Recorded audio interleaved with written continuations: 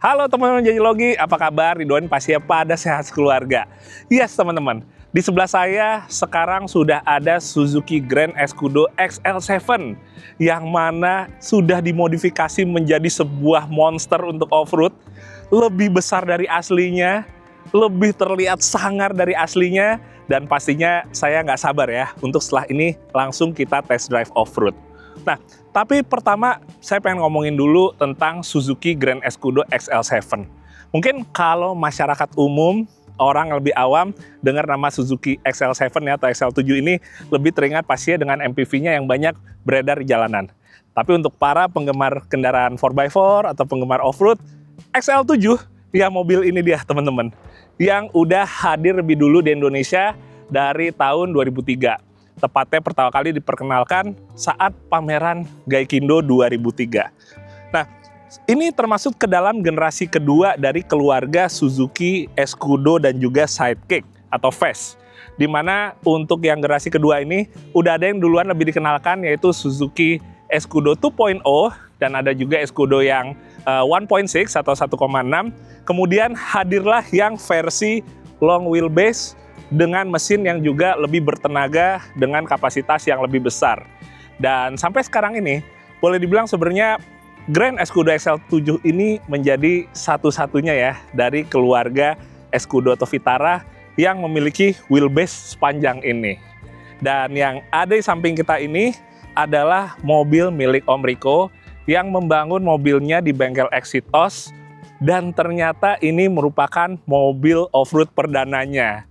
Dan setelah dikorek-korek, ternyata memang Om Riko ini senang dengan keluarga dari Fast, tapi memang memilih yang XL7 ini karena penasaran untuk ngerasain off-road dengan wheelbase yang panjangnya dan juga dengan tenaga mesin V6-nya ini. Nah, pertama untuk modifikasi ya teman-teman, di bagian depan ini si bumper standarnya pastinya langsung diganti, diubah oleh Exitos menggunakan bumper custom yang bentuknya lebih ke arah pipa, lebih ringkes, lebih kelihatan enteng gitu ya. Walaupun di satu sisi untuk perlindungannya justru bisa lebih maksimal. Apalagi kalau kita udah bawa off-road adventure ke dalam hutan yang kita banyak ketemu pohon, tebing tanah yang tinggi, dan lain-lain. Kemudian di bagian tengahnya, sekarang ini ditambahin winch Warren VR Evo. Tapi kalau saya lihat dari dudukan winch-nya, sebenarnya ini udah bisa untuk nantinya di-upgrade menggunakan winch yang model diri ya. Misalnya pakai seperti Warren 8274, atau mungkin dipakein Come Up Blazer, atau yang lain-lainnya lagi yang modelnya diri gitu ya. Ini udah siap banget. Nah, selain itu masih ada tambahan LED light bar keluaran Now Evo nih. Sepertinya ukurannya ini sekitaran 10 inch atau mungkin lebih sedikit, dan di bagian bawahnya ini langsung dilanjut dengan penggunaan skid plate. Jadi dari bumper lanjut ke skid plate, yang mana ini juga untuk melindungi beberapa bagian yang ada persis di belakang dari moncong depan mobil ini. Kemudian geser ke bagian samping, kalau kita ngebahas untuk bodinya sebenarnya dengan konfigurasi yang menjadi sangar, menjadi monster seperti ini, sebenarnya pengerjaan pada bodinya juga lumayan. Alias di beberapa bagian, kayak misalnya di fender depan atau di fender bagian belakang sini, ini udah dicoak teman-teman, supaya bisa masuk ban yang ukurannya sangat besar ini. Tapi kalau kita lihat di sini, memang pada bagian kayak misalnya fender tersebut masih ditutupin stiker dulu untuk sementara, karena mungkin nantinya Om Riko akan ngecat lagi ya mobil ini ya. Nggak tahu nanti akan ganti warna putih, atau warna merah, atau warna biru, atau tetap hitam. Kita tunggu aja. Tapi ya mungkin teman-teman juga punya ide nih, kira-kira warnanya kalaupun diganti, apa ya yang cocok di mobil ini. Nah, itu untuk bodinya teman-teman. Tapi selain dari bagian fender tersebut, kalau bagian lain kayak misalnya pintu, ini semua masih pakai pintu bawaannya ya. Jadi nggak dirubah atau nggak dientengin, supaya pastinya kenyamanannya tetap bisa kita dapetin. Karena salah satu plus minus ya dari misalnya nih pintu kita ganti yang lebih ringan bahannya, kalau kita pakainya untuk hariannya masih lumayan dominan, kita ganti pintu yang biasanya bahannya lebih enteng itu udah nggak bisa sekedap dan senyaman pintu asli dari mobil. Memang kekurangannya adalah pastinya ya pintu asli biasanya lebih berat, tapi ya itu dia. Mungkin untuk banyak orang juga nggak apa-apa sebenarnya, hitungannya masih berat. Yang terpenting adalah kabinnya tetap bisa dapat kedapnya. Jadi kalau kita pakai pas di on road, pas lagi touringnya tetap nyaman. Nah, kemudian di bagian bawah sini ada penambahan, kalau orang bilang footstep, tapi sebenarnya dia juga dinamakan side guard atau rock slider karena fungsinya selain kita untuk mijakan kaki untuk masuk ke dalam, sekaligus juga untuk melindungi bagian bodi samping, terutama yang di bagian bawah ini. Nah, tapi kalau kita lihat teman-teman, untuk pijakannya ini sebenarnya nggak terlalu lebar keluar ya. Nih saya kalau misalnya naikin kaki aja, cuma ujung sepatu aja nih yang bisa napak ke slidernya ini atau ke footstepnya. Karena memang dia juga didesain supaya nggak terlalu nongol keluar, yang mana sangat bermanfaat saat kita off-road, jadi nggak gampang yang namanya kesangkut ya, atau ketahan di bagian footstepnya. Jadi dibikin tipis aja, nggak terlalu yang nongol keluar, yang penting secara fungsional untuk ngelindungin bodi sampingnya tuh udah dapet banget. Hehe. Dan ngomong-ngomong di mobil ini, kayaknya kalau nggak pakai footstep ini ya, buat naik ke dalamnya, kayaknya agak susah sih temen-temen. Nih ya, kalau saya kayak naik ke dalam gitu butuh usaha banget ya. Walaupun naik sini juga udah tinggi banget. Sementara bagian belakangnya untuk bumper ini juga udah dicopot, yang aslinya diganti menggunakan bumper pipa custom, yang mana sekaligus juga untuk dudukan ban serepnya. Jadi tire hangernya juga di custom oleh Exitos. Dan kalau saya lihat di bagian belakangnya ini, emang sih ya, kalau kita mau ngelihat dari dalam mobil untuk ke bagian belakang tuh pastinya ketutup ban serepnya. Karena ukuran 37 inch-nya ini udah pasti kayaknya nggak cuma nutup kacanya aja bagian belakang, tapi kayak nutup semobilnya ya. Seada-adanya nih nutup bagian belakang. Tapi secara fungsional tetap dapat, dan sebenarnya kalau untuk kayak pandangan ke belakang bisa nanti juga dibantu dengan misalnya penambahan kamera untuk di sisi belakang mobil. Nah sekarang kita langsung coba buka aja bagian belakangnya, kita tinggal angkat. Oke, kita buka. Wah, yes, kurang lebih seperti ini teman-teman. Oh ya, ini juga ada dudukan buat lift jacknya di bagian bawah. Dan lebarnya pas aja gitu ya, nggak terlalu nongol. Jadi tetap aman juga nih saat off-road. Oke, sekarang kita buka. Nah, kurang lebih di bagian belakangnya atau bagasinya ini dia. Tetap dikasihin cargo barrier buat perlindungan barang-barang biar nggak mental ke bagian depan. Dan di sini segala macam peralatan kayak misalnya saya lihat jerigen, terus juga ada kotak peluru untuk berbagai parts bisa taruh sini, berbagai kebutuhan untuk recovery bisa taruh sini, serep-serep yang lain juga bisa ditaruh sini. Plus juga udah ada sepatu boots sih buat kita kalau mau nyemplung. Kayak kurang lebih kayak gitu. Asik ya. Kalau pakai XL7 tetap bisa penumpangnya maksimal walaupun 2 baris saja, tapi kapasitas buat bagasinya juga tetap maksimal. Nggak seperti di saudaranya yang mana bodinya dia lebih pendek. Nah, kemudian teman-teman, kalau kita ngebahas untuk mesin, mungkin bisa dibilang ini adalah salah satu bagian yang sering dibahas dari Grand Escudo XL7. Kenapa? Karena dibandingkan dengan saudara-saudara yang lain di Escudo, dia menggunakan mesin yang berbeda sendiri dan dia memiliki konsumsi BBM yang tidak irit alias boros. Nah, itu dia kenapa orang sebenarnya ngelihat XL7 ini yang Grand Escudo ya, bukan yang dari R3. Bensin borosnya itu yang bikin mereka mikir 2 kali. Padahal di satu sisi mobil ini nyaman banget, enak banget, lega, space-nya gede, apalagi wheelbase-nya juga panjang jadi handlingnya enak. Cuma mereka pada mempermasalahkan atau lebih mengkhawatirkan dengan konsumsi BBM-nya. Nah, tapi sebelumnya kita tunggu sebentar, saya naik dulu ke atas biar lebih enak. Tinggi banget mobilnya. Sebelumnya kita mau bahas dulu standar dari mesin XL7 ini ya. Jadi mesinnya adalah mesin Suzuki berkode H25, cc-nya kurang lebih 2500 cc dan konfigurasinya adalah V6. Sekarang di mobil Om Riko ini memang sudah ada beberapa bagian yang dimodifikasi. Pertama, untuk kipasnya diganti menggunakan yang elektrik, jadi udah nggak pakai kipas radiator bawaannya lagi. Kemudian untuk mesinnya ini udah diganti pada bagian feeder sampai ke knalpot dan juga udah di PG bag. Jadi sebenarnya PG bag di mobil Om Riko ini arahnya lebih ke untuk mengembalikan lagi tenaga seperti normalnya ya. Karena kan sekarang udah pakai ban gede ukuran 37, jadi pastinya mesinnya ada penurunan tenaga. Jadi dengan PG bag itu harapannya memang untuk bisa ngembaliin tenaga lagi minimal kayak kita ngerasain responsif seperti standarnya. Tapi satu hal yang perlu diperhatikan adalah mesin H25 ini karakternya itu lebih ke tengah ke atas. Jadi di bawahnya itu karakternya itu boleh dibilang agak sedikit kosong ya. Sementara kita buat off-road itu butuh banget yang namanya low end-nya itu. Sehingga dengan pakai Dustech ini yang diubah salah satunya adalah supaya tenaganya di RPM bawah itu lebih bisa ngisi. Jadi untuk kita pakai harian ataupun pakai off-roadnya itu lebih enak. Tenaganya lebih merata, nggak cuma kayak standarnya yang baru tengah ke atasnya tiba-tiba tenaganya keluar. Jadi arahnya lebih optimalisasi.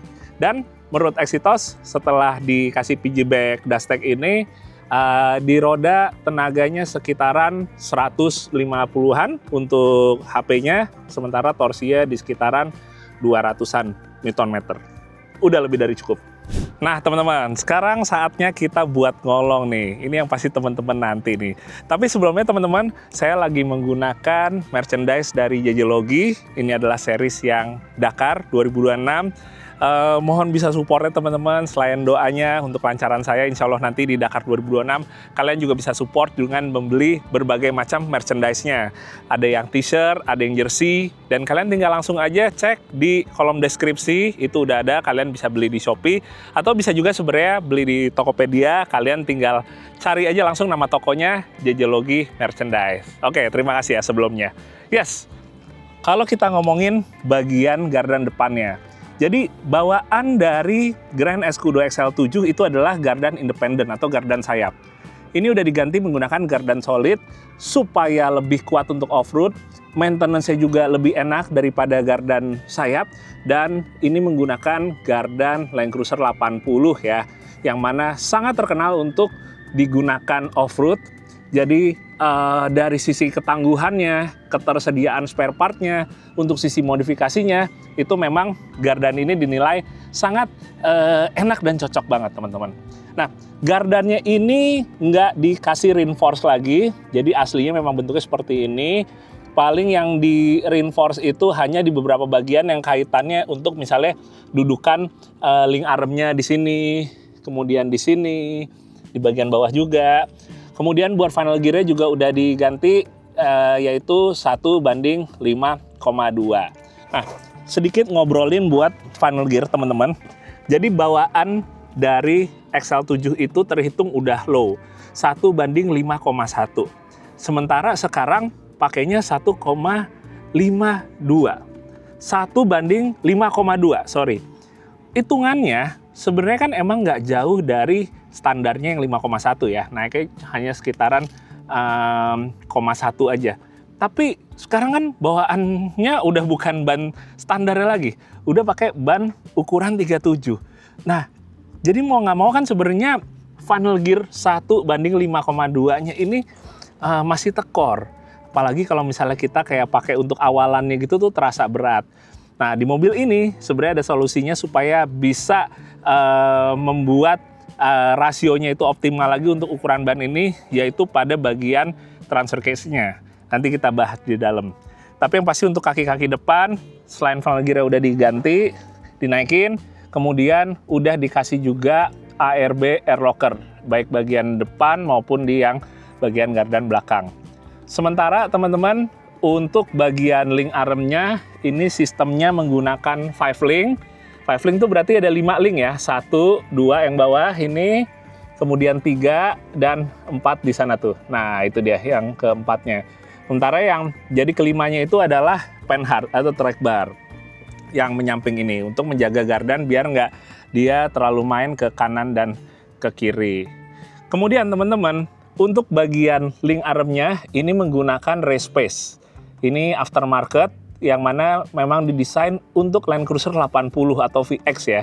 Jadi selain gardannya Land Cruiser 80, link armnya juga pakai untuk Land Cruiser 80. Nah, kemudian karena aslinya itu dia modelnya rack and pinion ya untuk steeringnya. Sementara dengan diganti gardan solid gini, steeringnya dirubah juga jadi lebih konvensional, yaitu menggunakan rumah steer. Ini dia teman-teman.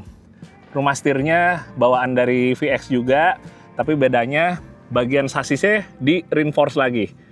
Dilakop lagi ya, dikasih plat tambahan supaya dia nggak gampang bikin si sasisnya sobek. Jadi ada beberapa bagian yang memang di reinforce pada bagian sasis supaya lebih kuat. Nah, untuk shocknya pakai race space juga. Ini yang 3-way, jadi ada penyetelannya dan coilovernya ini travelnya 10 inch. Nah, selain itu bagian untuk mounting shocknya juga udah dibikin ulang pastinya dan di reinforce juga untuk platnya yang ada di bagian sasis ini. Kurang lebih seperti itu. Sementara buat ban dan velg, ini yang dari awal sebenarnya juga udah kita bahas. Bannya udah jauh lebih besar lagi, menggunakan jenis yang ekstrim ukuran 37 x 12,5 inch dan menggunakan velg kaleng dengan beadlock ukurannya ring 17. Wah, bener-bener ini bikin mobil XL7 yang bawaannya udah gede, jadi makin gede. Kemudian geser ke bagian belakang teman-teman, kita lihat dulu dari bagian sini. Jadi sasis aslinya itu sebenarnya nggak ada yang dicoak, tapi arahnya lebih di reinforce juga seperti bagian depan. Misalnya pada bagian sini, kemudian bagian sini. Dan untuk dudukan shocknya dibikinnya model konstruksinya kayak JK ya. Jadi titik atasnya itu di sisi belakang. Jadi shock breakernya itu miringnya ke belakang sama di sisi belakang juga, bukan yang satu di sisi depan. Dan untuk bagian belakang juga sama, pakai race space coil over juga. Nah, sementara untuk gardannya kan sama nih, pakai 80 dan sama-sama nggak di reinforce kecuali bagian untuk link armnya, dan sistem suspensinya sama-sama 5 link. Ini dia yang panhardnya, itu dia. Sementara kalau kita ngelihat teman-teman, untuk si tangkinya ini masih pakai bawaannya. Kalau nggak salah bawaannya XL7 tuh sekitaran 60 literan lebih aslinya. Ini masih tetap dipertahankan. Sekarang kita melihat bagian interiornya. Bismillah. Naiknya susah banget. Bismillah. Assalamualaikum. Wah, kita nyalain dulu ya teman-teman. Panas banget.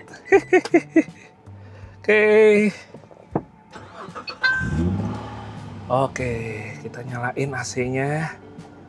Dan ini sebenarnya saya udah sempet nyoba waktu jalan ke track off-road ini. AC-nya enak, adem. Nolong banget nih. Yes, jadi di bagian dalam teman-teman udah dipasangin roll cage juga dari pilar B ke belakang. Tapi sebenarnya dia hanya roll bar aja ya, alias hanya gawangan aja di sini. Karena yang ke belakang itu sebenarnya ini sifatnya bukan roll cage nih. Sifatnya ini adalah untuk bantu megang si cargo barrier yang ada di belakang. Jadi yang boleh dibilang untuk perlindungan kabin untuk orang tuh ini aja, yang bagian pilar B. Bagian ke pilar A nggak ada, bagian ke pilar C yang biasanya dekat seat belt belakang itu juga nggak ada. Ya, jadi memang mobil ini sejauh ini kebutuhannya arahnya itu nggak untuk nanti dipakai event, karena sekarang untuk event adventure pun juga persyaratan safety-nya juga udah ketat ya. Saya jujur cukup bangga dengan off-road di Indonesia, di mana faktor safety-nya sekarang makin dipikirin, makin dihormati, jadi bikin mobilnya juga nggak asal-asalan yang bisa beresiko ke yang namanya keselamatan semua orang yang ada di dalam. Jadi balik lagi, mobil ini sejauh ini ternyata Om Riko bikin arahnya lebih ke mau dibikin emang mobil yang bisa off-road dengan tampilan yang gahar, tapi sebenarnya off-roadnya paling cuma untuk ke lapangan dulu aja di hari Minggu misalnya. Tapi saya rasa dengan mobil yang nanti udah Om Riko nikmatin ini kayaknya nanti juga akan di-upgrade lagi sih ya. Kayaknya pasti akan kena kompor untuk bisa lebih ngoff-roadin lebih jauh lagi. Ya, tapi kalau kita ngomongin interiornya, dashboardnya masih tetap dipertahankan. Ini merupakan dashboard yang mana boleh dibilang sangat khas di generasi keduanya Escudo. Dan nggak ada ubahan di bagian sini, paling di bagian bawah sini. Jadi bagian bawah sini udah ditambahin engine cut-off. Terus ini bisa ditutup, sementara di dalamnya ini ada tombol untuk kompresor winch. Kompresor buat locker. Baik yang locker di gardan belakang maupun yang gardan depan. Sementara transmisi tetap masih pakai bawaannya teman-teman, yaitu manual 5 speed. Tapi buat transfer case-nya, kayak tadi saya bilang, udah diganti yang super low untuk rasio yang 4L-nya. Kurang lebih jadi 1:4,2. Dan itu untuk mengakomodir si ukuran bannya yang sekarang 37 inch.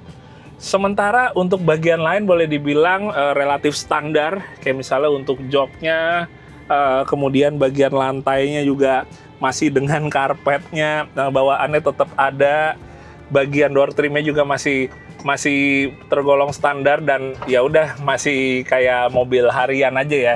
Jadi kenyamanannya masih dapat banget.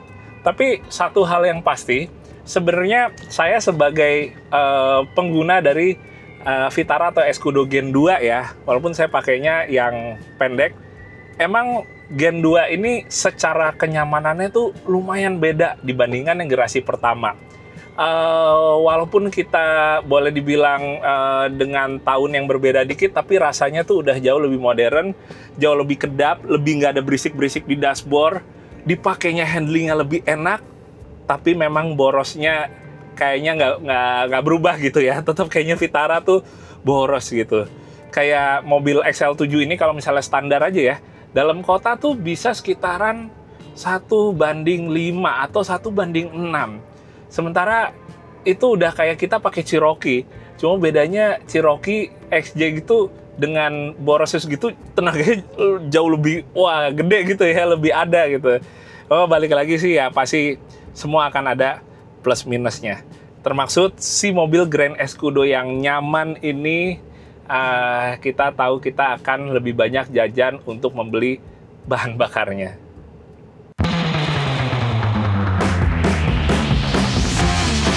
Oke teman-teman, saatnya kita untuk nyobain off-road XL7 ini ya, atau Grand Escudo XL7 ya, biar tetap membedakan dengan yang R3. Ini sekarang saya udah masuk 4L teman-teman, dan 4L-nya rasanya langsung berasa low banget atau ngerayap banget. Padahal ini sekarang saya pakai gigi 2. Kalau saya ganti ke gigi pertama, rasanya benar-benar lebih ngerayap lagi. Seperti sebuah mobil rock rolling yang mana spesialisasinya dia adalah ngerayap batu, dan itu benar-benar pelan banget jalannya. Tuh, ini saya pakai gigi 1, diinjek gasnya agak tinggian, larinya cuma segini aja teman-teman. Bahkan di bagian speedometernya aja masih 0 nih. Tapi saya nggak tahu ini mati apa emang sebenarnya terlalu pelan aja ya. Oke, saya kayaknya pakainya gigi 2 aja untuk mulainya. Gigi 1-nya terlalu kasar atau terlalu low. Dan kita menunya ini langsung nyobainnya sebenarnya yang lumpur-lumpuran nih teman-teman. Walaupun di siang hari ini cuacanya alhamdulillah cerah, tapi kubangan lumpurnya di sini masih pada lengkap ya. Oke, kita cuci ban dulu. Nggak nyuci sih sebenarnya, yang ada jadi kotor nih. Oke, bener-bener nggak berasa. Pakai gigi 3, pelan aja ngegasnya, udah langsung keluar tanpa butuh effort sama sekali.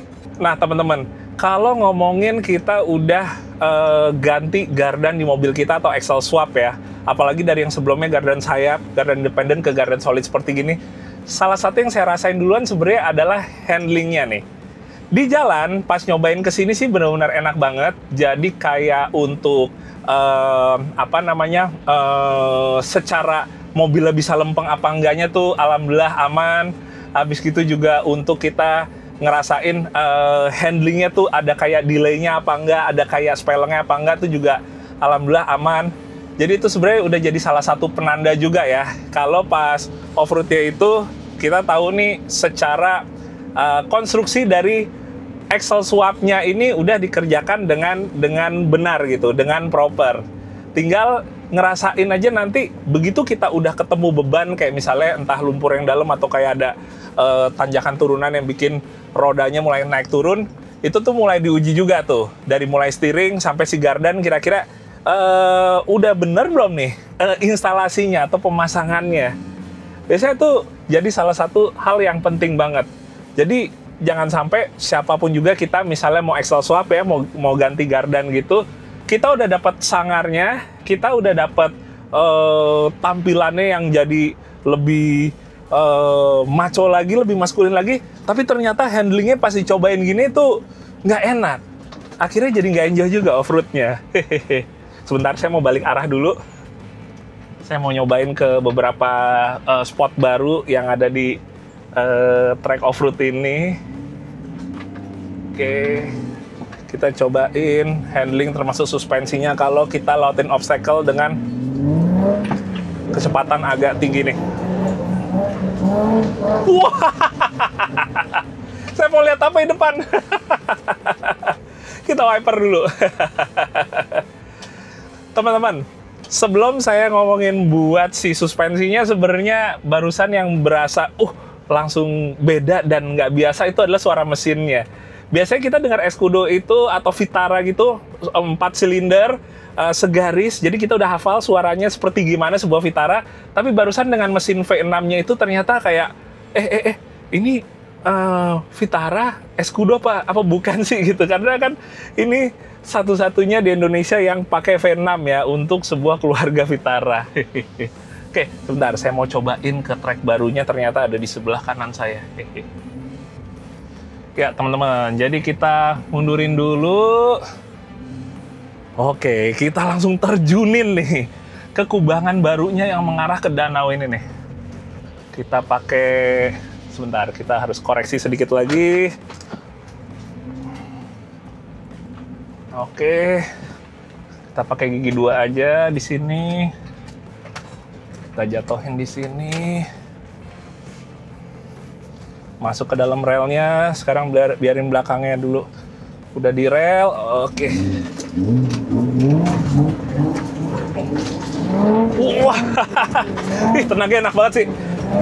Wah, lagi-lagi bukan seperti lagi nyetir sebuah Escudo atau keluarganya yang lain, karena mesinnya yang benar-benar bikin pengalamannya kayak lagi naik mobil yang mungkin biasanya ukurannya lebih besar ya, yang juga pakai V6 kayak misalnya Jeep Wrangler JK misalnya, walaupun ini adalah versi yang lebih kecilnya ya. Kalau JK itu kan 3,8 liter atau 3,6 liter, ini versi 2 liternya, jadi tetap ada karakter suara mesin V-nya, tapi versi kayak lebih imut gitu. Tapi benar kalau kita lihat tampilan mobilnya gede. Oke, kita coba lagi. Saya jujur penasaran, tapi untuk yang arah sebaliknya yang menanjak ini saya akan pasang untuk loker belakang aja. Oke, kita coba. Bismillah. Seru banget teman-teman. Oke, kita nggak langsung ngegas dari sini, kita posisiin dulu di sini. Oke.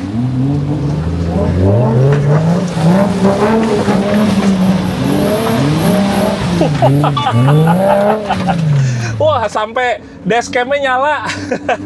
Dikira ada emergency. Saking hebohnya kita. Wah, benar-benar teman-teman, buat mesinnya itu menurut saya sebenarnya dengan udah di upgrade ke dengan pemasangan piggyback dashtek ya, tenaganya itu arahnya bukan lebih jadi berasa beda dengan standarnya, tapi lebih ke arah ngebalikin seperti standarnya lagi. Jadi ibaratnya tenaganya itu seperti tenaga bawaannya saat masih pakai ban kecil. Ini kan udah pakai ban 37, jadi kan kalau mesinnya nggak di-upgrade sama sekali, pasti tetap ada penurunan secara output tenaganya. Jadi arahnya lebih ngebalikin, dan yang saya rasain sih cukup banget.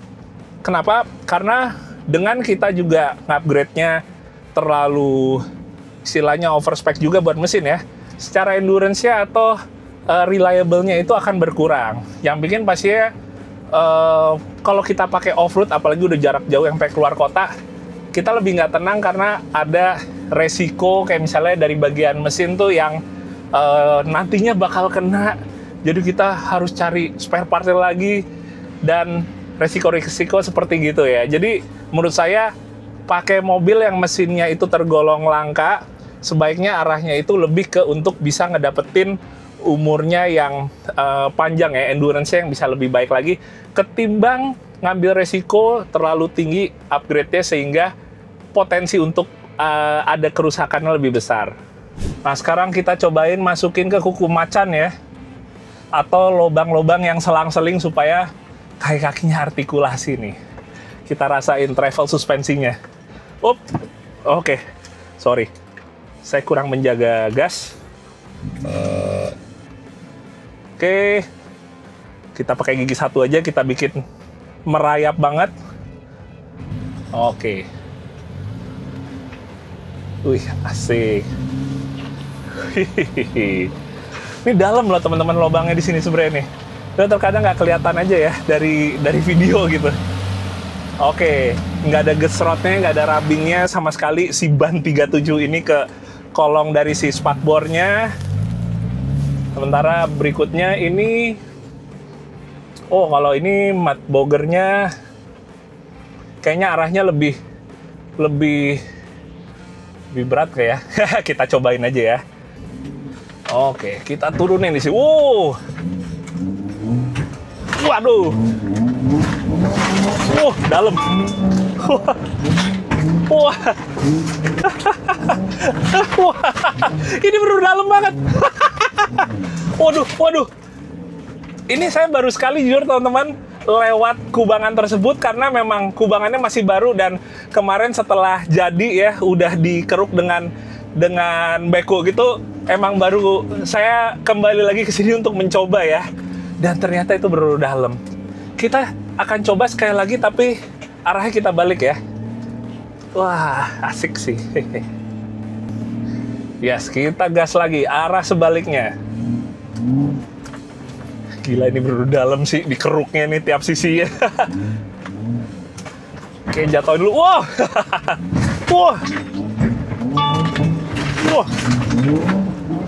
Wah, gila. Aduh, sampai kejedot.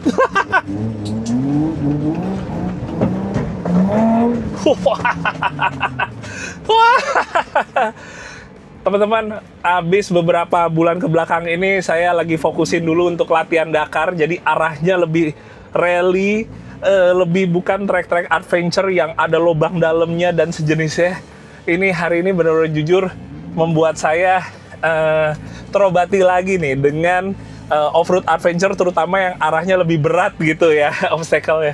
Wah, luar biasa.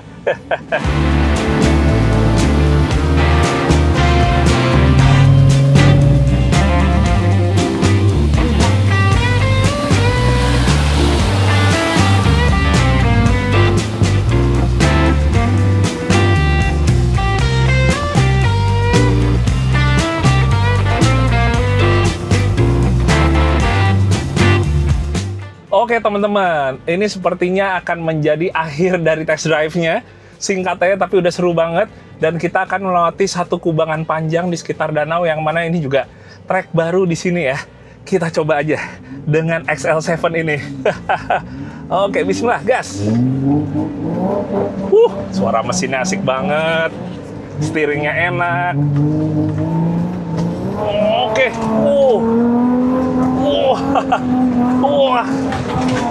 Wah, saya sampai nggak bisa lihat apa-apa teman-teman. Waduh. Wah, saya harus pakai gigi satu. Wah, oke. Wah, Wah, seru banget teman-teman.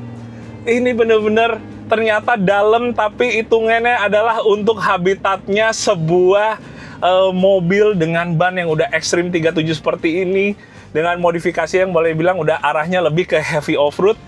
Walaupun ternyata pemiliknya itu Om Riko arahnya lebih emang untuk punya sebuah mobil yang off-roadnya boleh bilang kemampuannya oke banget, tapi mungkin dipakai tipis-tipis saja di mungkin di weekend gitu. Ya, tapi setelah saya coba teman-teman, sepertinya nantinya Om Riko setelah nyobain juga mobilnya mungkin akan kena kompornya untuk nyobain off-roadnya lebih jauh lagi, lebih sesuai lagi dengan spesifikasi mobilnya.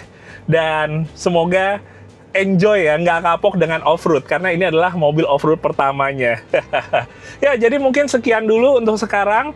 Thank you banget juga untuk Exitos, kita udah bisa review mobil karya terbarunya ini, dan kita akan ketemu lagi di video berikutnya pastinya.